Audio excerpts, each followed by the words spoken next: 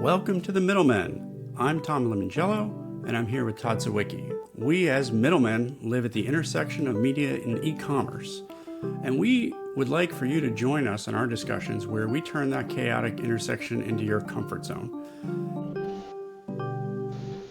So welcome to this episode of The Middlemen.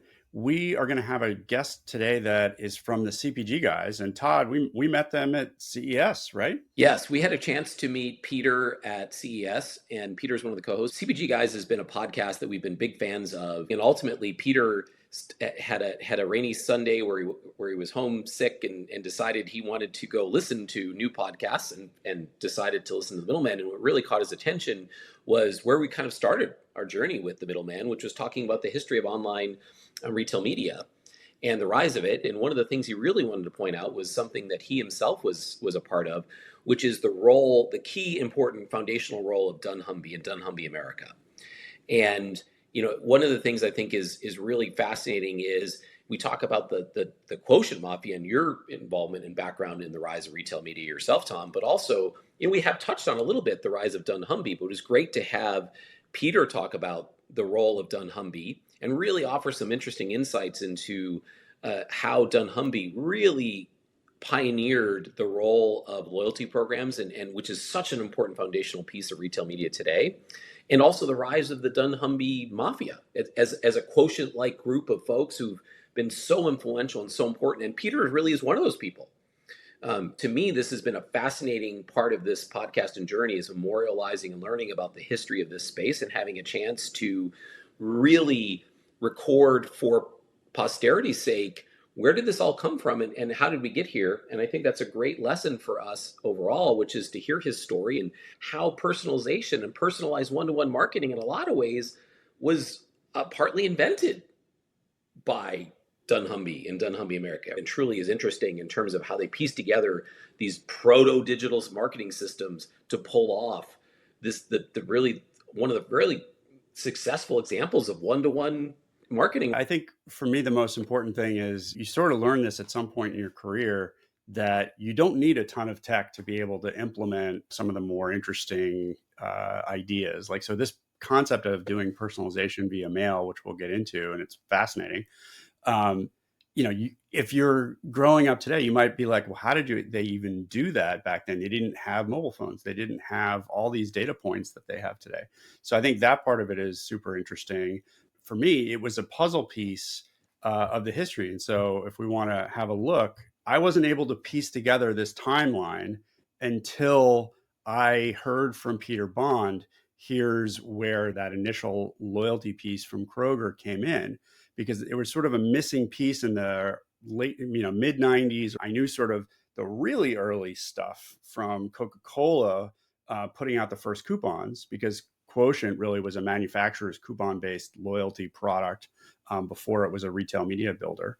And understanding what the retailers were doing, it really allowed me to go up and research and see from Kroger and Safeway through to Kmart into Walmart and Amazon, how it really pushed through, and sort of how the retailers have always been looking to leverage their data. And it's really just until the digital age that we were able to sort of connect those point of sale transactions and loyalty registration data to the online programmatic world, which is where our genesis as a podcast and our discussions really began, because that sort of revolution is still happening, where programmatic ideas and concepts and tactics are making its way into the retailer's world. But there's friction because they don't work the same way. Well, and what for those of you who are listening, what Tom has done is shared. He's created a timeline, a slide going back to 1887, and Coca-Cola issues the first manufacturer's coupon through to today, and the what Amazon Ads is doing in terms of turning into a truly multi-site, multi-retailer platform with their retail media program from 1887 to 2025. And so there's this timeline, which we'll share a link in the show notes and episode notes here in terms of so you can download this, but it's really a fascinating visual timeline of the history of retail media from 1887 to today in 2025 that Tom's put together. So I encourage everyone who can't see it on the screen right now to go download it and take a look. Yeah, and I think it really sets up this discussion with Peter, who does a really great job of going through the detail of what it was like to be there in the mid 90s, developing this sort of direct mail personalization product before any other retailer had really done it. Today, with special guest Peter Bond from the CPG Guys. Thank you for coming, Peter, and thank you for reaching out to us. You actually, the reason we know you now is because I think you were sick on a Sunday and you were looking at some of our old episodes and you found one, the history of retail media, which you found, you threw some shade on us. And I'm totally okay with it because after listening to some of your episodes, Shree's the retail media guy and you were the loyalty guy. Yep. And your problem with our history of retail media was that we didn't really know loyalty that well. And loyalty really is the underpinning of retail media. So I wanted you to come on and give us, and Todd actually suggested it. Absolutely. I was Yeah. like, no, we should have Peter on. This is, Yeah. it's good to have another person who was there for the beginnings of modern retail media or digital retail media and, and memorialize your history and story at the same time. So, Yeah. Well, Peter thank was you. at IRI, then dunnhumby, then after that, CVS Health, Fetch, and now Flywheel Digital. So you really had an amazing purview. But tell I us about can't the keep a early days. job. That's What's my that? Yeah. problem. I can't keep a job. Yeah. There you go. I think it speaks to more the landscape has really evolved. Yeah, it has. That's to me the story because look, Tom and I have bounced around as the world has evolved too, and so I think that speaks to the evolution of the market, the technologies, everything that leads to here today. So I'm not sure it's you as much as it's like the larger ecosystem at play here. Well, thank you guys. It's a pleasure to join you today. And yeah, I was binging on your podcast as I found it, and I think I was searching for Clive Humby, and that's how I found Oh, that's cool. yours. In fact, I always joke when I run into an ex-Dunnhumbian that if we were to take a 23andMe test, we would all find strands of Clive and his wife Edwina in our common ancestry. But yeah, I was so intrigued by your talking about the history of retail media.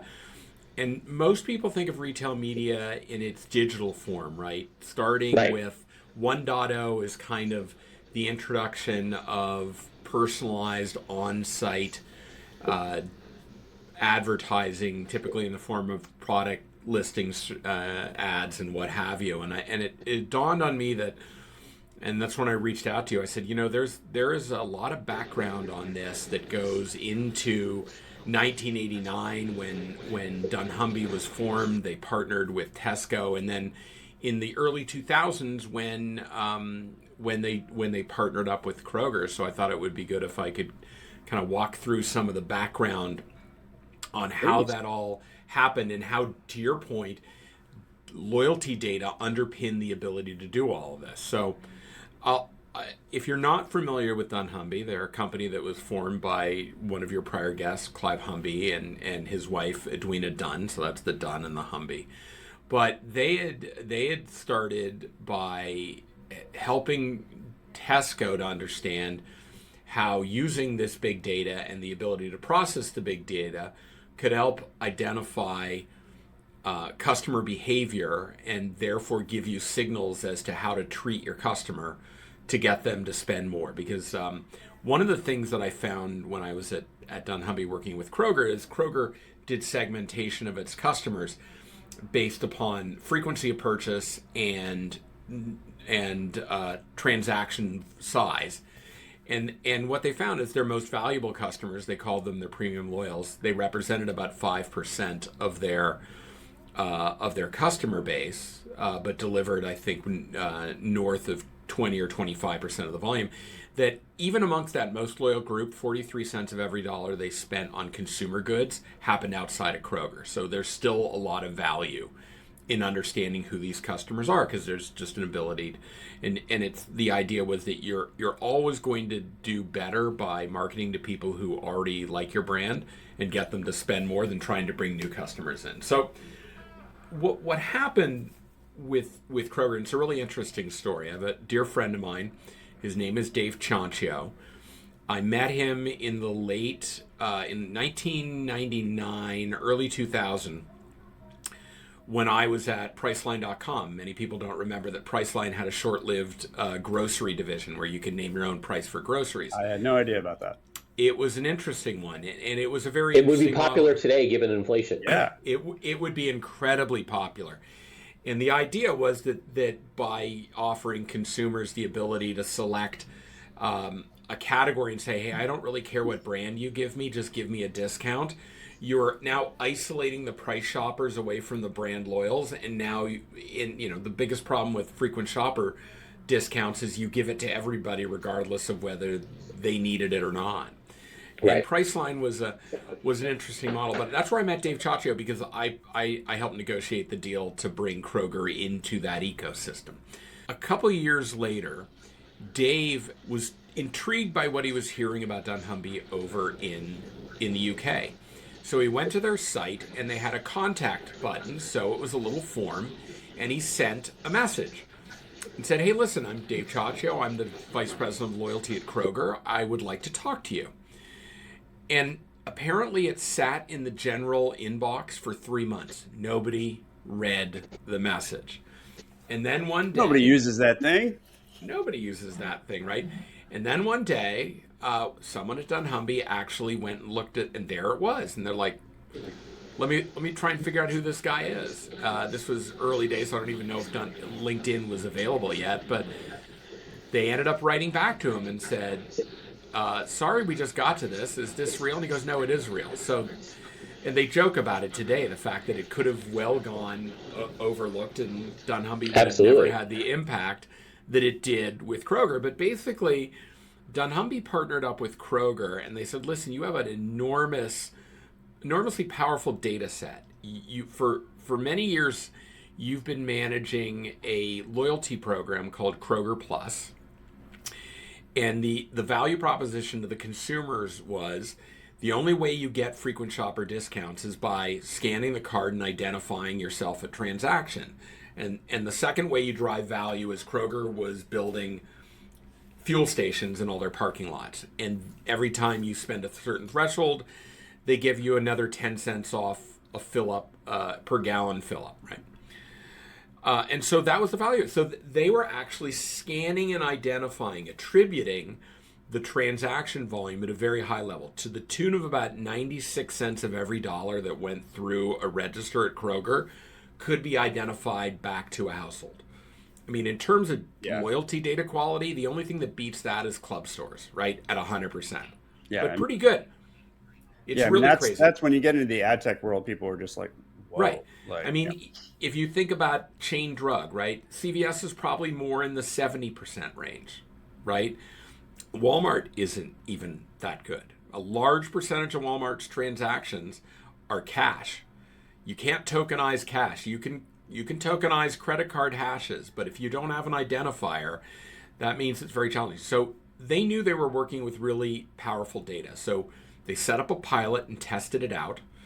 The results proved to be very effective. And so rather than hire dunnhumby as a consultant, they entered into a joint venture where each of the companies owned 50% of an entity called dunnhumby USA. And that was the origins of dunnhumby in the US. Now, the data asset was obviously the household, but the points of information they had were kind of very 20th century. And what I mean by that is that when people registered for a Plus card, they gave their physical address and their name. If they wanted check writing privileges, they had to go through some additional credit checks. Right. But two pieces of information they were not collecting at the time. Remember, this started in the 90s. They weren't collecting phone numbers because at the time nobody really had a cell phone. And they weren't collecting email addresses because nobody had email, right? So dunnhumby had to work with what they got.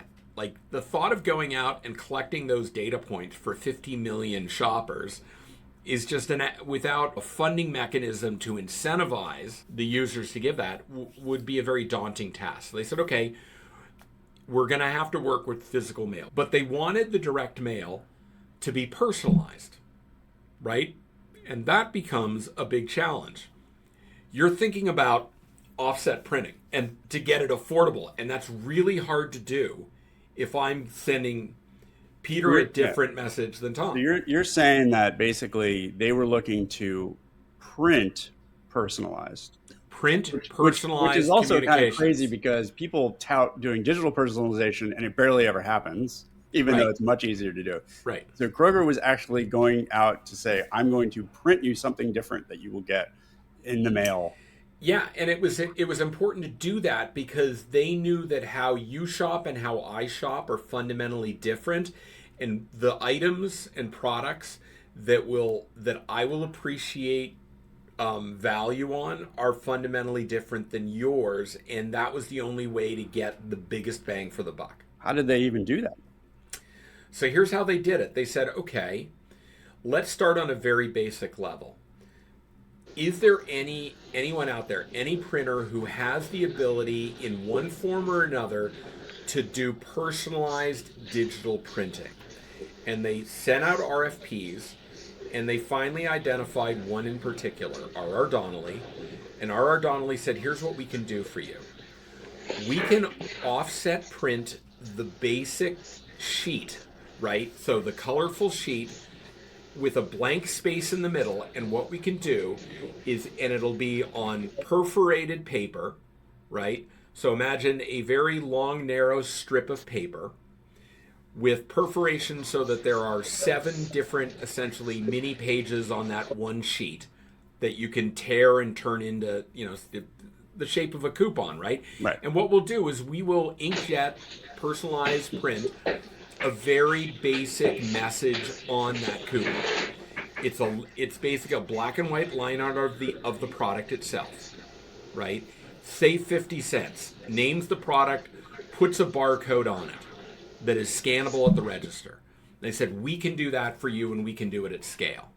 So what does that mean to dunnhumby? Well, now dunnhumby can send very personalized offers, but because of the limited experience of what it looks like, it's probably not something that you would use for what we in marketing would call upper funnel activation. Like, I'm not going to create a lot of awareness and get people excited about trying a new product when all I have is basically dot matrix line art, right? Yeah, I mean, that's kind of like the best test of whether personalization works. There was no pizzazz, there was no colors. There was none. Just There was line none. drawings, basically. And I do believe they tested it and it didn't prove to be very effective. But where it did prove to be very effective was rewarding people with offers on products they were already familiar with and they already bought. And just thanking them for shopping at Kroger by giving them value on products they already buy.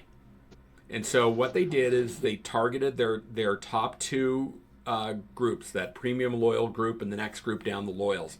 And 4 times a year, each member of those segments would get a direct mail piece that contained 2 sheets of these 7 coupons each, so 14 coupons in total.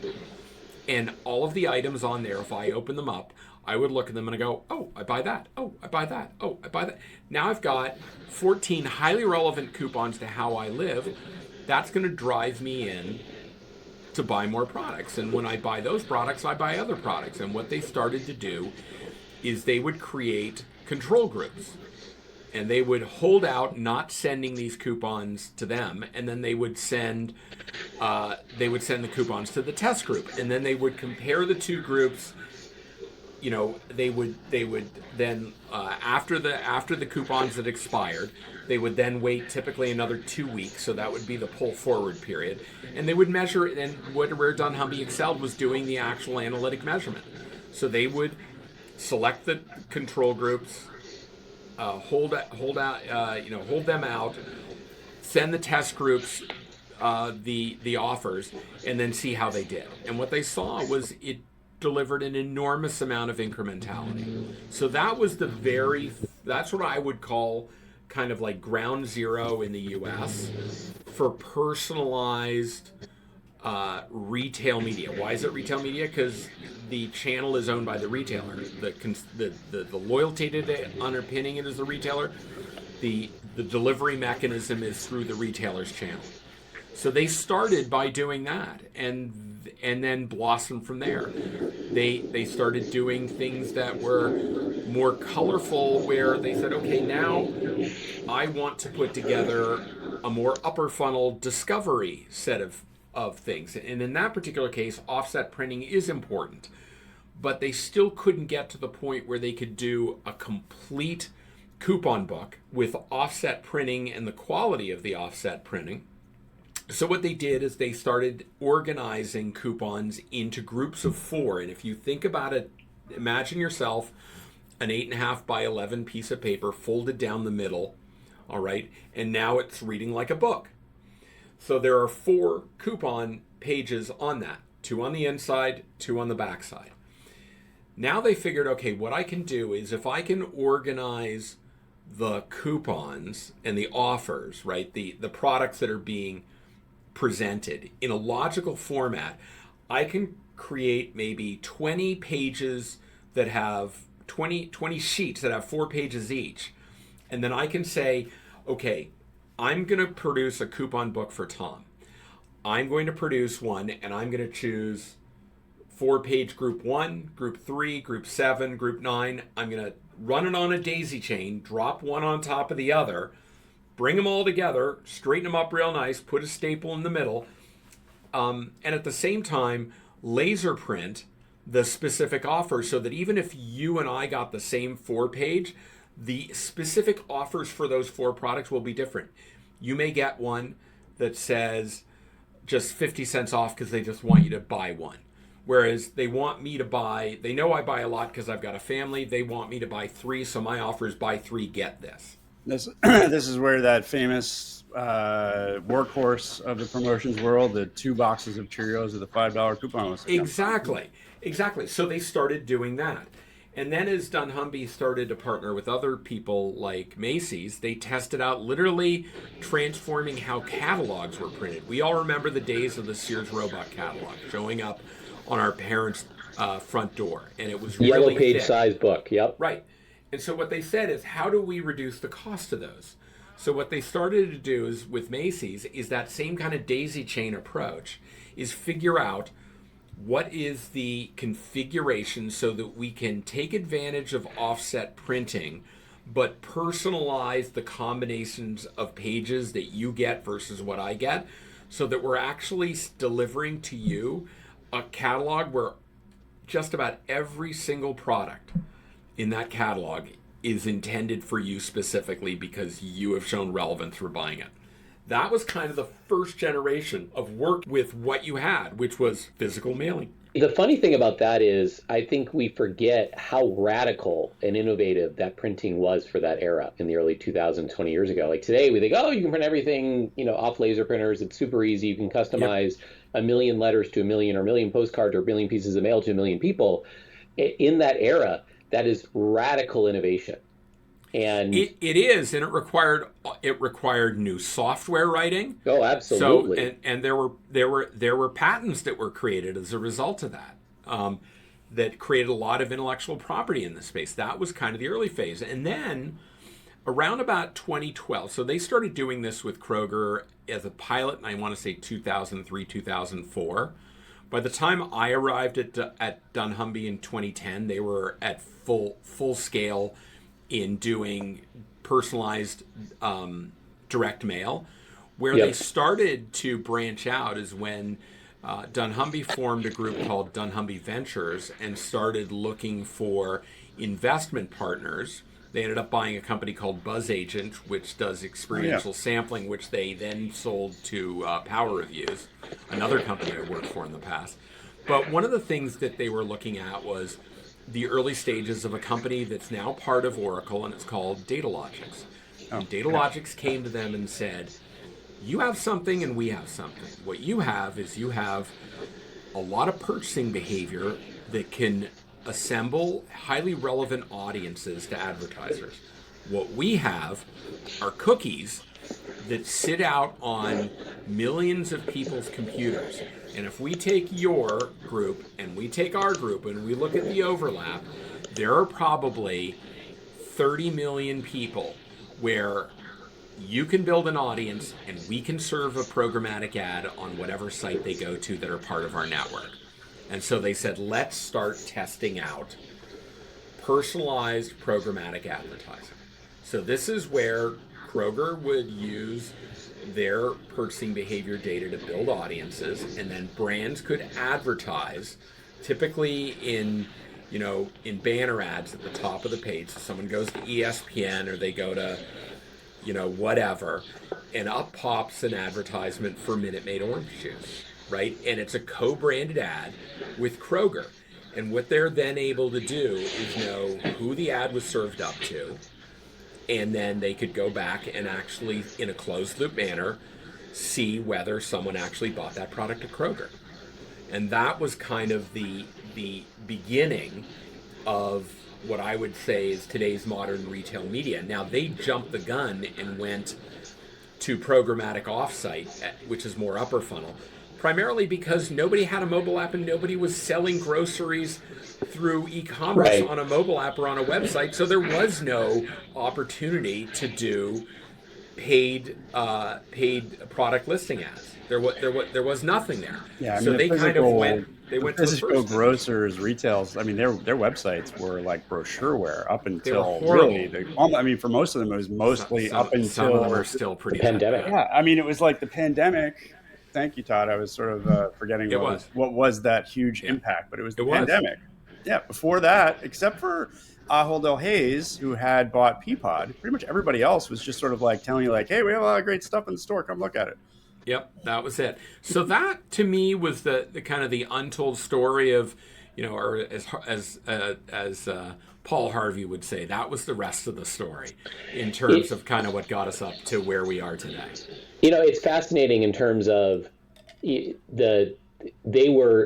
Kroger especially being so early with that very innovative digital direct mail strategy, yet today they are not necessarily a leader in retail media. They could have been, right? You look back and even dunnhumby to an extent, what could have been, and now dunnhumby America is trying, Kroger is trying to do more in retail media today, and they're playing catch up. But I think there's this interesting thing to think about. If they had continued to push on it in the natural direction of digital, they could have been one of the table setters for what it is today, and instead now playing a bit of catch up.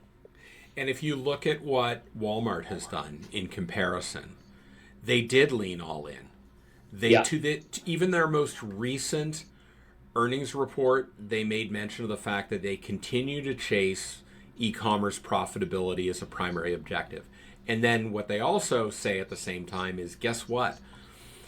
Look at what percentage of our profitability comes from our revenue streams of three things: retail media under Walmart Connect, data and insights under Walmart Luminate rebranded Scintilla, and the Walmart Plus membership program. Those three things are generating enormous amounts of money. If Kroger they had a much bigger head start. They might well be in a fundamentally different position now if they had leaned in on those capabilities.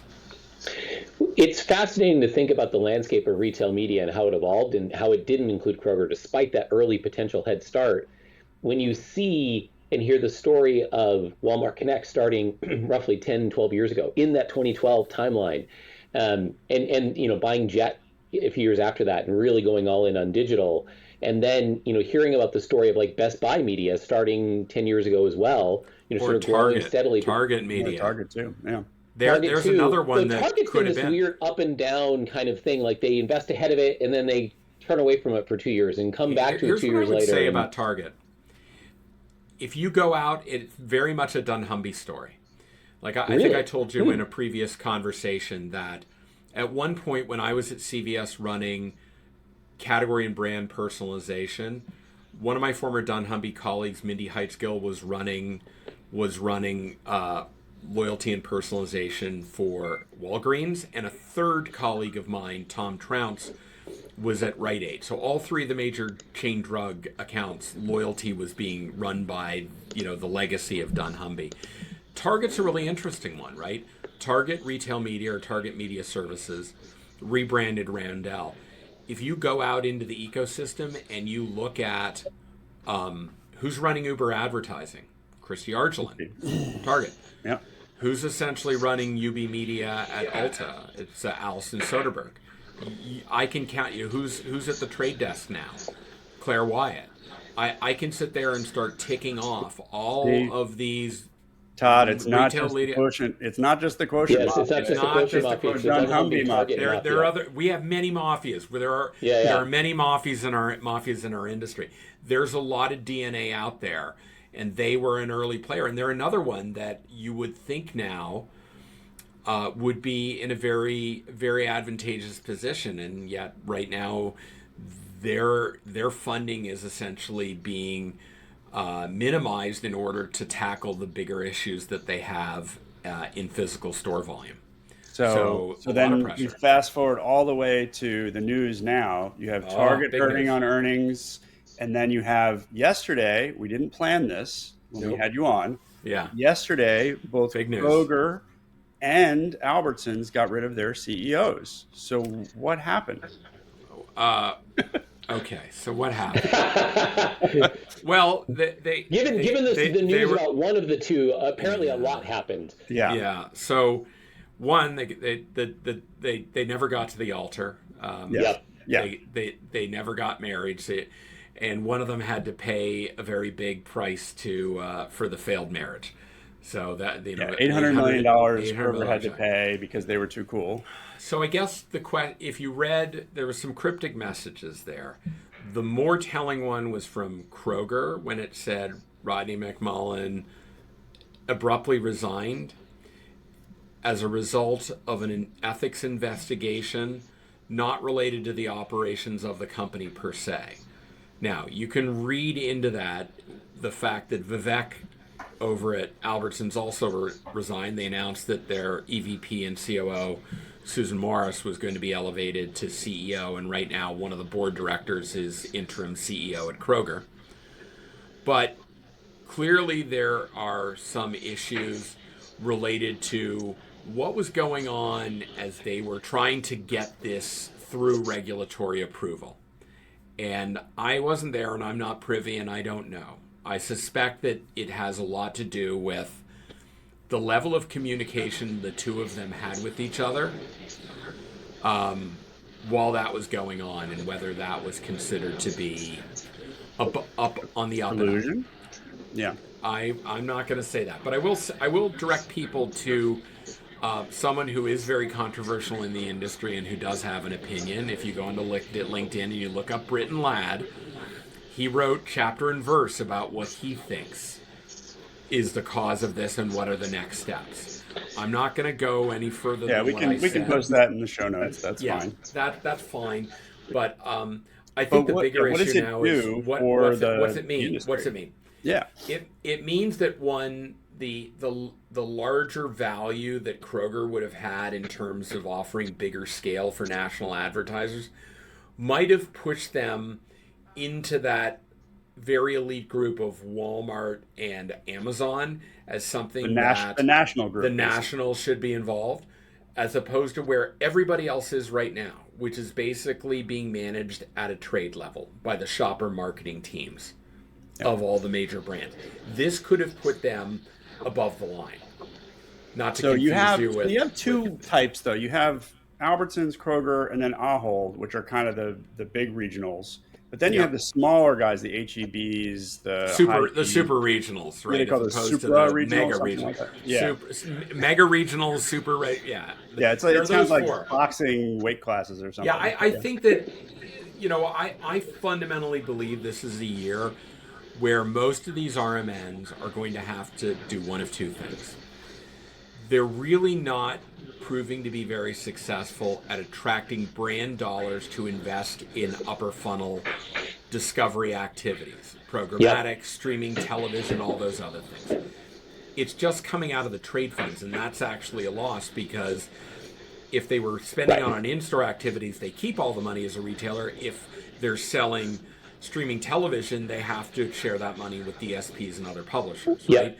So there is a real problem there with the mechanism. So they're going to have to do one of two things. Either they're going to have to command a scale that gets them into that national group, and that means Wegmans, Meijer, Publix, and H-E-B all get together and say, we're going to have a combined access point for you to execute retail media. Now you have scale, right? They're either going to have to do that, or they're going to have to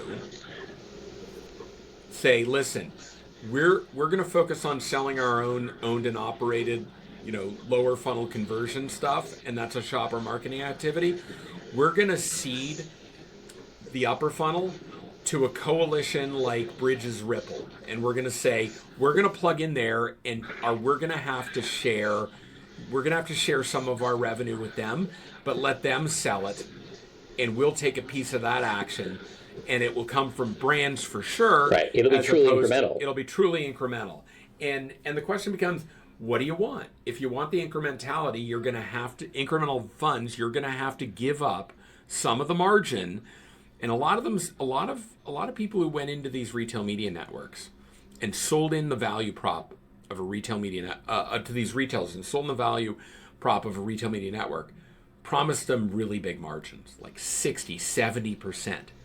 And that's just not the reality of how it's playing out. Right. If you want to partner with someone else in the ecosystem, you have to give up some of that. So it's certainly better than the 2% you've been operating as a grocer on for years. But it's not 70-80%. But it's not 70-80%. Well, I think it's funny is that, Tom and I like to talk about, Tom's background is like very similar to yours, Peter, right? Retailer and vendor side. And I'm the ad tech publisher person of the duo. And hearing this story and these transitions, it is such the back to the future moment of, we saw this play out in publishing in terms of the rise of ad networks 20 years ago, and then the rise of programmatic 10 years ago, and publishers had to evolve and work as coalitions.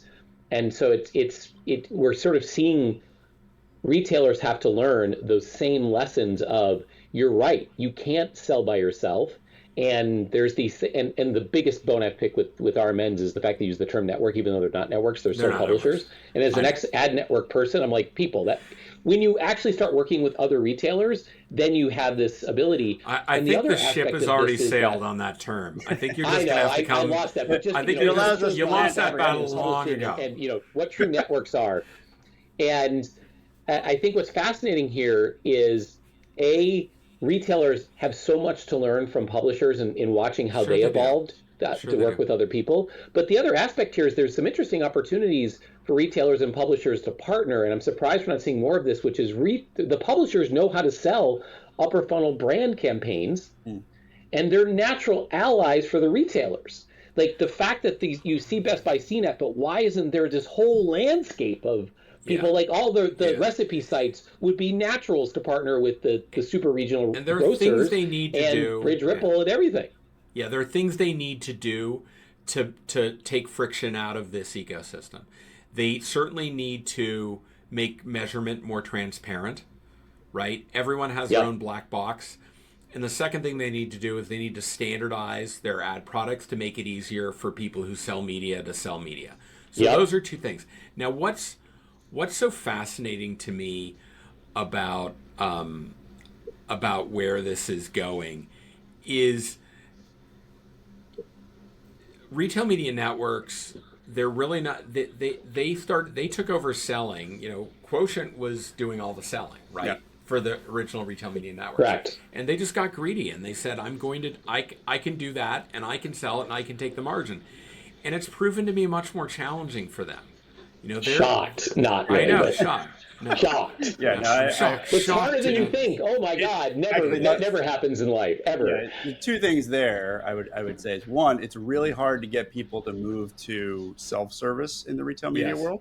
Because we wanted to, on the product side, we really wanted to, and we knew. But how do you get a seller to say, I don't want to, don't sell? If you ask any retail media network that offers full service, and you ask them off the record, what they'll say is, I hate full service, but it's the only way I can get the work done to do this. They are all clamoring for the ability to make APIs available, lean on companies like Flywheel and other agencies to do the work on behalf of the brands. They do not want to be in, and it's funny because when I know in my other persona at Flywheel, when I go talk to when I go talk to brands about, hey, listen, you're doing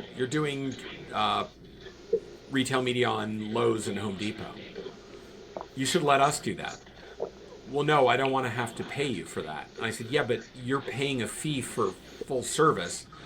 We can do it for you. We'll charge you less than what they charge you for full service, and you'll get more value because we've built a tech stack that can do things that they don't do for you. Concepts like intraday bidding strategy, right? But they're all just so, the shopper marketing teams are so hooked on the full service that some of these retailers, they can't get out of it. They're like locked into it, and it's doing a disservice to their advertisers. We saw publishers go through the same cycle. Yeah. They just have to get out of that. Coming from that world, we had the same problem of the elaborate full service campampagns that people would do. They don't want it. They don't want it.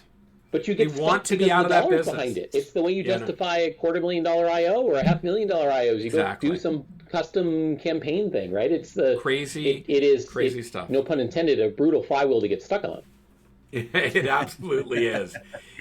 Meanwhile, the biggest challenge. So beyond the challenge of scale, and beyond the challenge of the fact that the dollars are coming off the trade, not the brand. Meanwhile, the big juggernauts, notably Amazon, every time they have another Unboxed event, they announce yet another series of enhancements that just keep pushing them further and further away from an innovation standpoint. I mean, and you're talking about the ability to offer clean rooms at a low cost? I would say Amazon Marketing Cloud, the preeminent clean room in the industry.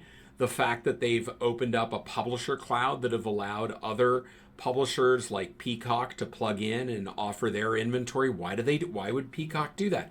Because they understand that the measurement tool in Amazon Marketing Cloud is going to give the brands what they need to understand the value and the return from advertising on Peacock. I firmly believe that most, if not all, of the major streaming services within 18 months will plug into Amazon Marketing Cloud just for the purpose of knowing that their inventory performance can be accurately measured to the satisfaction of the brand, and that'll keep dollars flowing. So they do that. They offer multi-touch attribution measurement. So no longer do you have to live with the alchemy of traditional marketing mix modeling, which really undervalues retail media. You can actually start to understand not just first touch or last touch, but what are the contributions of every touch in the process, and where is the best return coming? So they just keep adding on to this. And I remember talking with one retail media network person. He at the time he was running one in the metro New York area, and he said, I can't keep up with them because I can't invest in a platform and amortize it across the 300 stores I have and the revenue they generate. And I said, so stop trying to beat them. I said, if I were you, I'd fly out to Cincinnati, I'd knock on the door of 8451, and I'd say, I love what you've built. I noticed you're missing a geography. It's called the metro New York area. That's what I have. And if I plug my geography into your network, yeah, I'm going to have to share some of that margin, but I'm going to get my geography tacked on to every single Kroger precision marketing retail media campaign that happens, and I'll make up the money much more in the pure pennies than I will in the percentage that I make from the revenue that I'm charging. You're going to do so much better that way. And that's what has to happen. One thing that'll be fascinating to see, which is we've seen sellers from traditional publishing start to show up in retail media. I think in part to try to sell brand non-endemic dollars. Yes. But one of the missing pieces is exactly what you're talking about in terms of that deal is you need the publisher BD people, the biz dev people, who do these deals every day, all day in the land of publishing, to start showing up, like the people, the publisher relations people at SSPs, the pub dev people elsewhere. Yep. They do these deals left and right, and this has been happening in publishing land for 10 plus years. Yeah. Yeah. And so you guys like Matt Barish out of New York is a great example of a guy who's well known in that space, like Josh Feller, who I used to work with at Outbrain. These people have done these types of deals, and I can't believe they're not, and they're not getting these calls yet, but they should be, because they know how to broker these deals and manage these relationships. They should be. Yeah, I agree with you. Yeah, it's still a bit of a Wild West. they've got to get to the point where brands trust, but the measurement mechanism. But there's also a need on the brand side to really understand where retail media fits into their overall marketing budget. All too often, CMOs, I would argue, and major brands, they give responsibility for retail media to a more junior media person, or they give it to their agency, and they don't fundamentally understand really what retail media can do and how to budget against it. And so until they get their hands dirty and in what retail media is, and fundamentally, instead of, because I sat there at CAGNY, which is the Consumer Analyst Group in New York conference, and I watched these CEOs one by one talk about what their initiatives were for the year. First and foremost, only 2 of the 30 companies presenting use the word retail media. Only one of them actually put it on a slide. My kudos to Colgate Palmolive for doing that. But most of them just used buzz terms and mostly talked about their brand power. They didn't talk about personalization. They didn't talk about their engagement strategy with consumers, their CDP. They didn't talk about investing in retail media. Every single showcase that they did on that stage was around a linear television advertisement. They're still mired in how we did things in the 20th century. That is not how we connect with consumers. If your goal to grow your business is to place a Super Bowl ad, you're spending a lot of money and you're not really connecting with the consumers that you need to, and you're not building a long-term relationship with them. And that is a big problem. Most of those CEOs, only one of them put up a CMO. It was Kenvue. No, 2 of them did. Kenvue and Elf Beauty. They put up their CMOs. Everything else was just brand. And all they talked about was, what they didn't talk about was the fact they've got declining volume because of the pressures of inflation and the growth of private label. But they all talked about how they are going to hit their EBITDA numbers. Well, if you're not growing your revenue and you're saying that you're going to hit your EBITDA numbers, the only way to do that is to cut cost. And the best way you cut cost is you cut headcount. And that's what's coming this year for a lot of these CPGs. They're going to be cutting a lot of heads because they're so focused on hitting their quarterly EBITDA commitments or their dividend that it's going to be the undoing of their investment in innovation, their investment in the growth channels where they actually are growing, which is primarily e-commerce. A lot of things going on in the industry right now. Well, I want to thank you, Peter, for giving us, I don't think we could have done this with anybody else. You are a great sounding board for all of our questions, and you really do have a lot of insights that people need to hear. So we will be sharing this out, and we hope you do too. You guys have an incredible following, something like 35,000 people. I think that maybe because you work with the CPGs, have bigger companies out there than the ad tech companies, maybe. But either way, it's an impressive thing that you guys have built at the CPG Guys, and we're just really happy to have you on. Gentlemen, I'm honored to be on. As I told you, I discovered this podcast over the break. I'm a total wonk about this industry, and you guys were talking my language, so I got completely immersed in it. I wish you well. Awesome. Thank you. I want to make sure we will promote this because I think it's important that as a community, we be in the habit of trying to acculturate all of our people in the industry of learning through podcast listening. Because it's not about listening to one, it's about getting in the habit of learning through this mechanism. And if we do that, everyone will benefit who's doing this. So we're really glad to welcome you into this community of podcasting in the CPG space. We wish you well, and we're rooting for you. Thank you so much. Hey, thank you for making it to the end of the podcast. If you haven't already subscribed to The Middlemen, the easiest way to find us is to go to LinkedIn, search for The Middlemen Podcast, and follow us, because in all of our posts, we will share links to the episodes on Apple, Spotify, and YouTube. And we'd love for you to rate us on any of those services if you're so inclined. Thank you again for listening, and we will see you next time.